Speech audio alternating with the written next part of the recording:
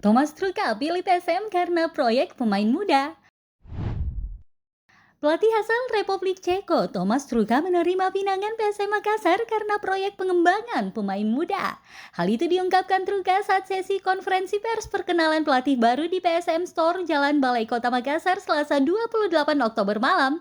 Truka juga berterima kasih atas sambutan hangat yang diterimanya dari PSM. Pelatih berusia 54 tahun itu menerima tawaran PSM karena adanya kesempatan dan tantangan untuk mengangkat prestasi tim di Super League 2025-2026.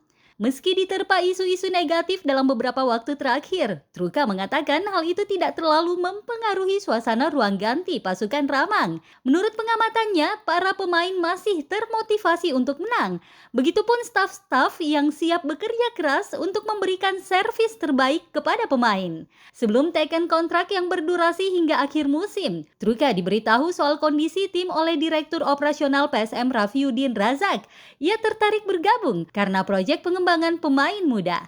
Selain itu, ia juga tertantang untuk memperbaiki peringkat PSM di klasemen sementara Super League 2025-2026. Juku Eja saat ini berada di posisi 14 dengan koleksi 8 poin. Pada kesempatan itu, Truka juga memuji Akademi PSM Makassar yang menurutnya menjadi salah satu sumber lahirnya pemain-pemain terbaik di Indonesia.